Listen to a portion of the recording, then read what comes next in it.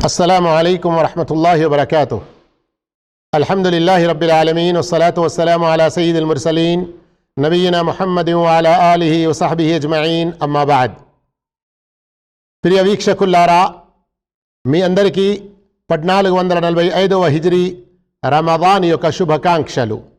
ప్రతి సంవత్సరం మాదిరిగా ఈ సంవత్సరం కూడా మా జుల్ఫీ దావా ఆఫీస్ వారు ప్రతిరోజు వివిధ భాషల్లో ఏ క్లాసులైతే జరుపుతూ ఉంటారో మరియు చివరి రమదాన్లో వాటిపై అల్హమ్దులిల్లా పరీక్ష కూడా జరిపి గెలుపొందిన వారికి బహుమతులు కూడా ఇస్తారో, ఈ సంవత్సరం ఇమాం ఇబ్నుల్ ఖయ్యిమ్ రహిమహుల్లా వారి ప్రఖ్యాతిగాంచిన ప్రవక్త సల్లల్లాహు అలైహి వసల్లం వారి జీవిత చరిత్రలో ఒక అద్భుతమైన పద్ధతిలో రాసినటువంటి పుస్తకం జాదుల్ మఆద్, దాని యొక్క సంక్షిప్త రూపాన్ని మీ ముందు తీసుకురావడం జరుగుతుంది.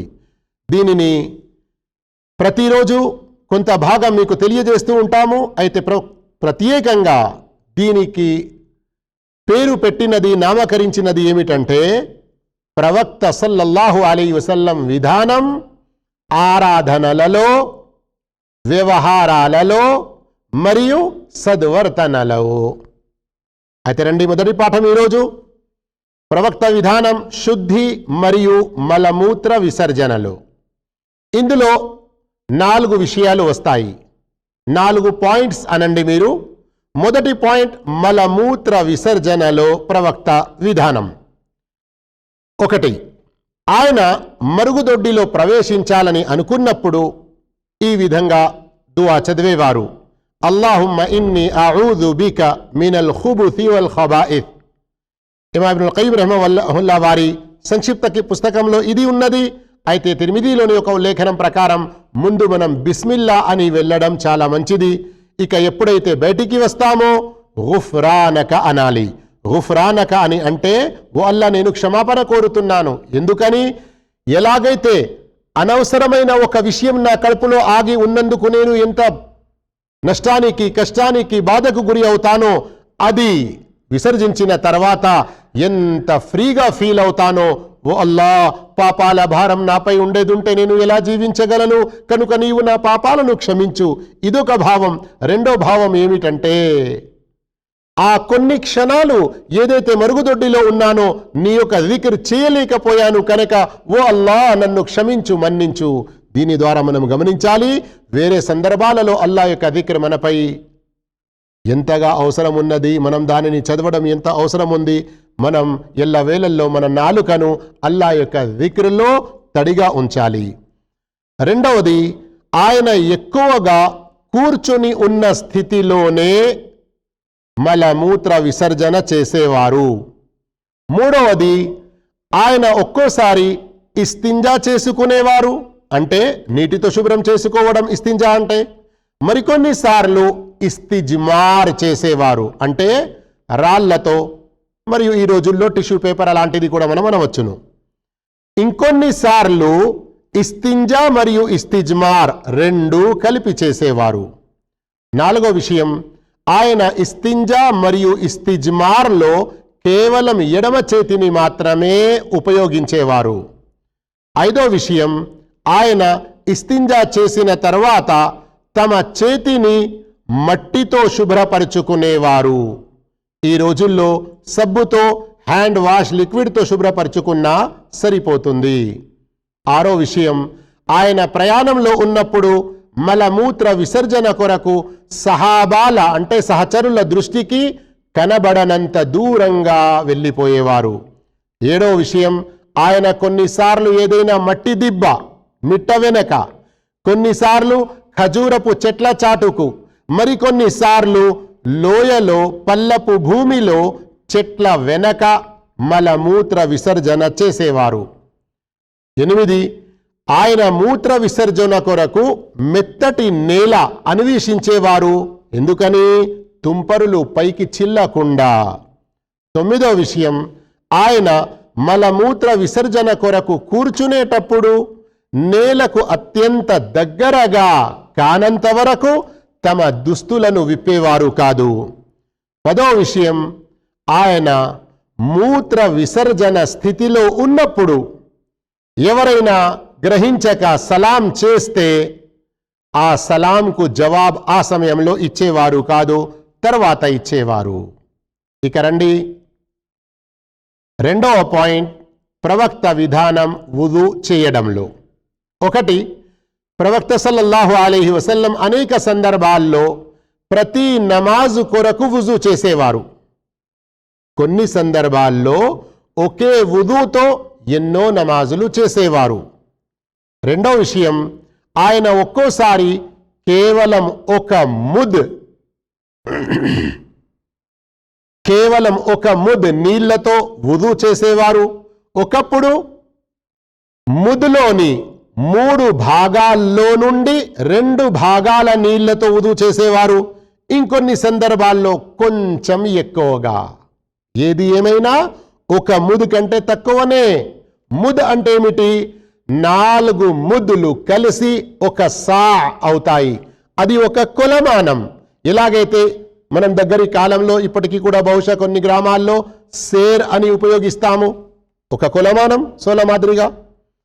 అయితే ఒక సా ప్రవక్త సల్లల్లాహు అలైహి వసల్లం కాలంలోనిది అదే సైజులో ఇప్పటికీ ఉన్నది. అల్హమ్దులిల్లా, మదీనా ఇంకా వేరే ఎన్నో దేశాల్లో నగరాల్లో. అందులో ఒకవేళ మనం బియ్యం పోస్తే ఆ బియ్యం సుమారు ఒక 3 కిలోలు అవుతాయి. మూడో విషయం, ఆయన వుదులో తక్కువ నీటిని ఉపయోగించేవారు. తమ అనుచర సమాజాన్ని కూడా వుదు చేస్తున్న సందర్భంలో నీరు వృధా చేయడం నుండి వారించారు. నాలుగో విషయం, ఆయన ఒక్కొక్కసారి కొన్నిసార్లు 2 సార్లు మరికొన్నిసార్లు 3 సార్లు వుదు అవయవాలు కడిగేవారు. మరికొన్నిసార్లు కొన్ని అవయవాలను 2 సార్లు కడిగితే మరికొన్ని అవయవాలను 3 సార్లు కడిగేవారు. కానీ ఆయన ఎప్పుడూ కూడా 3 కంటే ఎక్కువ సార్లు కడగలేదు. ఐదో విషయం, ఆయన కొన్నిసార్లు ఒకే దోసడి నీటితో పుక్కిలించి ముక్కులో నీళ్లు ఎక్కించేవారు. మరికొన్నిసార్లు 2 దోసిట్లతో, మరికొన్నిసార్లు 3 దోసిట్లతో. కానీ ఇక్కడ గమనించాల్సిన విషయం ఏమిటంటే, ఒకే దోసిడి నీళ్లలో నుండి సగం పుక్కిలించడానికి నోట్లో తీసుకొని మరి సగం ముక్కులో ఎక్కించేవారు. ఆరో విషయం, ఆయన కుడి చేతితో ముక్కులో నీళ్లు ఎక్కించి ఎడమ చేతితో శుభ్రం పరిచేవారు. ఏడో విషయం, ఆయన పుక్కిలించకుండా ముక్కులో నీళ్లు ఎక్కించకుండా ఎన్నడూ వుజు చేసేవారు కాదు. ఎనిమిదో విషయం, ఆయన పూర్తి తలపై మసాహ్ చేసేవారు.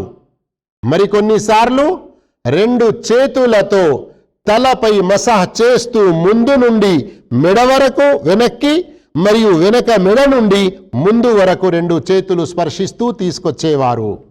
9వ విషయం, ఎప్పుడైతే ఆయన తలపై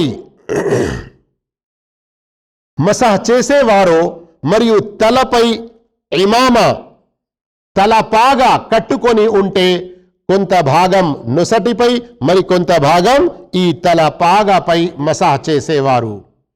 10వ విషయం, ఆయన తలపై మసాహ్తో పాటే చెవుల పై భాగంలో బొటనవేలితో లోపలి భాగంలో చూపుడు వేలితో మసాహ్ చేసేవారు.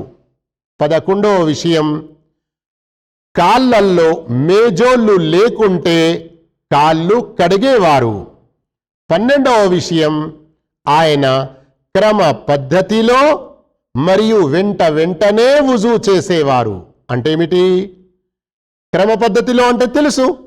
ముందు 2 చేతులు కడగడం, ఆ తర్వాత పుక్కిలించి ముక్కులో నీళ్లు ఎక్కించి ఆ తర్వాత ముఖము కడగడం, ఆ తర్వాత 2 చేతులు ముందు కుడి తర్వాత ఎడమ, ఆ తర్వాత తల మరియు చెవుల మస, ఆ తర్వాత 2 కాళ్ళు ముందు కుడి తర్వాత ఎడమ. ఈ క్రమం తెలుసు కదా, ప్రతిరోజు ఇలాగే చేస్తాము. దీనికి భిన్నంగా ఎవరైనా చేస్తే వారి వుజు కాదు. ఇది క్రమ పద్ధతి. మరియు వెంటనే అంటే ఒక అవయవం కడిగిన వెంటనే వేచించి ఉండకుండా వెంటనే వేరే అవయవం కడగడం. ఇన్షాల్లా అర్థమైందని ఆశిస్తున్నాను. 13వ విషయం, ఆయన బిస్మిల్లాహ్ అల్లాహ్ పేరుతో వుదు ప్రారంభించేవారు మరియు వుదు పూర్తి చేశాక చివరిలో ఈ దుఆ చదివేవారు. అష్హదు అల్లా ఇలాహ ఇల్లల్లాహు వహ్దహు లా షరీక లహ్ వ అష్హదు అన్న ముహమ్మదన్ అబ్దుహు వ రసూలుహు. ముస్లిం షరీఫ్లో ఇక్కడ వరకు ఉంది. ఆ తర్వాత తిర్మిజీలో ఉంది, అల్లాహుమ్మ జఅల్నీ మినత్ తవ్వాబీన వ జఅల్నీ మినల్ ముతతహ్హిరీన్. ఇంకా మరొక ఉల్లేఖనంలో ప్రవక్త సల్లల్లాహు అలైహి వసల్లం ఈ దుఆ చదివేవారు అని కూడా ఉంది. సుబ్హానకల్లాహుమ్మ వ బిహమ్దిక్ అష్హదు అల్లా ఇలాహ ఇల్లా అంత్ అస్తగ్ఫిరుక వ అతూబు ఇలైక్. 14వ విషయం, ఆయన సల్లల్లాహు అలైహి వసల్లం లేదా సహాబాలు ప్రారంభంలో నవైతు రఫఅల్ హదత్, నేను అశుద్ధత దూరం అవ్వాలని నియత్ చేస్తున్నాను, లేదా నమాజు కొరకు ధర్మసమ్మతం కావాలని వుజూ చేస్తున్నాను, ఇలాంటి నియత్ పదాలు సంకల్ప పదాలు పలికేవారు కాదు. బిస్మిల్లా అని ప్రారంభించేవారు. 15వ విషయం, ఆయన వుదూలో తమ మోచేతులు మరియు చీలమండలానికంటే పైగా కడిగేవారు కారు. అర్థమైంది కదా? చేతులు కడిగినప్పుడు మోచేతుల వరకు, అంతకంటే మరీ పైగా భుజాల వరకు కాదు. అలాగే కాళ్ళు కడిగేటప్పుడు చీలమండలానికి కొంచెం పైగా, అంతకంటే మీదికి మోకాళ్ళ వరకు అలా కడిగేవారు కాదు. 16వ విషయం, ఆయనకు వుదు తర్వాత తమ అవయవాలను ఆరబెట్టే టిష్యూతోని తుడుచుకోవడం కానీ తౌలియా టావెల్తో తుడుచుకోవడం ఇలా అలవాటుగా లేకుండినది. ఎప్పుడైనా ఏదైనా దొరికింది తుడుచుకున్నారో అది వేరే విషయం. 17వ విషయం, ఆయన తమ గడ్డంలో హిలాల్ చేసేవారు, కానీ ఎల్లప్పుడూ చేసేవారు కాదు, అలవాటుగా. దీని ద్వారా ఏం తెలుస్తుంది? ప్రవక్త వారి యొక్క గడ్డం దట్టంగా ఉండినది. గడ్డం వదలడం ఇది కేవలం సున్నత్ అని ఏదైతే అనుకుంటారో తప్పు విషయం. సున్నత్ కంటే చాలా గొప్ప విషయం. కొందరైతే ఫర్జ్ కంటే ప్రాముఖ్యత గల ఫిత్రత్, మన యొక్క స్వాభావిక విషయాల్లో అని తెలియజేస్తారు. మరియు దీని గురించి ప్రవక్త వారి ఆదేశం ఉంది, గడ్డం వదలండి అని. ముషికులకు, యూదులకు, అగ్ని పుజారులు, మజూసులకు వ్యతిరేక పాటించి మీరు గడ్డాన్ని వదలండి, దాని స్థితిలో మీసాలను కత్తిరించండి అని ఎన్నో సందర్భాల్లో చెప్పారు. 18వ విషయం, ప్రవక్త సల్లల్లాహు అలైహి వసల్లం తమ వేళ్ల మధ్యలో, చేతుల వేళ్ళైనా కాళ్ళ వేళ్ళైనా ఖిలాల్ చేసేవారు, కానీ అలవాటుగా ఎల్లప్పుడూ కాదు. 19వ విషయం, ఆయనకు ఎవరితోనైనా వుదు చేసేటప్పుడు నీరు పోయించుకునే అలవాటు లేకుండినది. అనేక సార్లు స్వయంగా తామే నీళ్లు తీసుకొని వుజూ చేసేవారు, కానీ ఎప్పుడైనా ఏదైనా సందర్భంలో అవసరం ఏర్పడితే ఎవరిదైనా సహాయం తీసుకునేవారు. అంతేకాదు సహాబాలు స్వయంగా ఇలాంటి సహాయం చేయడానికి సిద్ధంగా ఉండేవారు. ఇక 3వ పాయింట్ వచ్చేసి మేజోళ్లపై మసాహ్ చేయడంలో ప్రవక్త విధానం. మొదటి విషయం, సహీ హదీసు ద్వారా రూఢి అయిన విషయం ఏమిటంటే ప్రవక్త సల్లల్లాహు అలైహి వసల్లం ప్రయాణంలో మరియు నగరంలో ఉన్నప్పుడు మేజోళ్లపై మసాహ్ చేసేవారు. ఆయన స్థానికుల కొరకు 1 రాత్రి 1 పగలు మరియు ప్రయాణికుల కొరకు 3 రాత్రులు 3 పగళ్ళు మసాజ్ చేస్తూ ఉండేటువంటి గడువుని నిర్ణయించారు. కానీ ఇక్కడ గుర్తుంచుకోవాలి, ఇంతకుముందు మనం చదివి ఉన్నాము, ప్రవక్త సల్లల్లాహు అలైహి వసల్లం వారు కాళ్ళల్లో మేజోళ్ళు లేకుంటే కడిగేవారు, మేజోళ్ళు ఉంటే మసాజ్ చేసేవారు. కానీ ఎలా? కాళ్ళు కడిగిన తర్వాత మేజోళ్ళు వేసుకుంటే ఆ తర్వాత నుండి మొదటిసారి ఎప్పుడు మసాహ్ చేస్తామో అప్పటి నుండి స్థానికులకు 1 రాత్రి 1 పగలు 24 గంటల సమయం మొదలవుతుంది. మరియు ప్రయాణికులకు 3 రాత్రులు 3 పగళ్ళు అంటే 72 గంటల సమయం వారికి ప్రారంభమవుతుంది. రెండవ విషయం, ఆయన మేజోళ్ళ పై భాగాన మసాజ్ చేసేవారు, కింది భాగంలో కాదు. మరియు ఆయన అన్ని రకాల మేజోళ్లపై మసాజ్ చేసేవారు. ఈ రోజుల్లో కొందరు అంటారు కదా, తోలువి అయితేనే మసాజ్ చేయాలి, తోలువి కాకుంటే చేయకూడదు. ఈ విషయం సరి అయినది కాదు. మరియు ప్రవక్త సల్లల్లాహు అలైహి వసల్లం ఒకప్పుడు కేవలం తలపాగపై మసాజ్ చేశారు, మరొకప్పుడు నొసటి మరియు తలపాగను కలిపి మసాజ్ చేశారు. ఇక మూడో విషయం, ఆయన వుజూ చేస్తున్నప్పుడు కాళ్ళు కడిగే విషయంలో ఇబ్బంది పడేవారు కాదు. ఒకవేళ మేజోళ్ళు ఉంటే వాటిపైనే మసాజ్ చేసేవారు, లేకపోతే కాళ్ళు కడిగేవారు. దీని యొక్క వివరణ ఇంతకు ముందు కూడా నేను చెప్పి ఉన్నాను. ఇక 4వ పాయింట్, దీని తర్వాత మన యొక్క ఈ పాఠం పూర్తవుతుంది. ఈ మొదటి రోజుది తయమ్ముం చేయడంలో ప్రవక్త విధానం. 1, ఆయన ఏ నేలపై నమాజు ఆచరించేవారో అదే నేలపై తయమ్ముం చేసేవారు. అంటే ఏమిటి? ఏ నేల నమాజు కొరకు పరిశుభ్రమో ఆ పరిశుభ్రమైన నేల తయమ్ముం చేయడానికి కూడా సరిపోతుంది. ఇక అది మన్ను అయినా లేదా ఇసుక అయినా లేదా చిత్తడి నేల అయినా సరే, ఆయన ఇలా అనేవారు, నా అనుచర సమాజంలోని ఏ వ్యక్తి అయినా ఎక్కడ ఉండగా నమాజు సమయం అవుతుందో అక్కడి శుభ్రమైన భూమి అతని కొరకు నమాజు చేసే స్థలం అవుతుంది, మరియు నీళ్లు లేనిచో తయమ్ముం కొరకు అదే నేల మట్టి సరిపోతుంది. 2, ఆయన దూర ప్రయాణంలో వెళ్ళినప్పుడు తయమ్ముం కొరకు తమ వెంట మట్టిని మోసుకెళ్లేవారు అని ఎలాంటి ఆధారం లేదు, మరియు ఇలా చెయ్యమని ఆజ్ఞాపించలేదు కూడా. 3వ విషయం, ఆయన నుండి ప్రతి నమాజు కొరకు విడిగా తయమ్ముం చెయ్యడం రుజువు లేదు, ఆయన ఇలా ఆజ్ఞాపించనూ లేదు.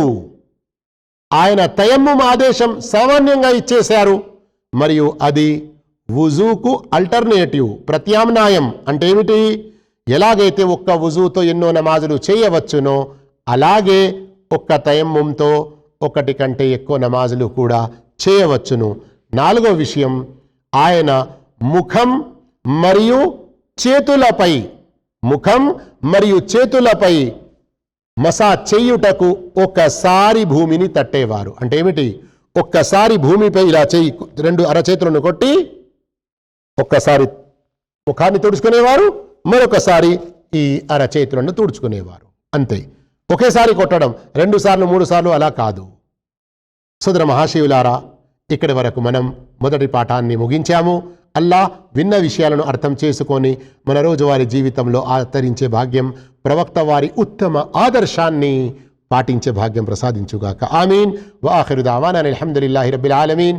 వస్సలాము అలైకుం వరహ్మతుల్లాహి వబరకాతుహు.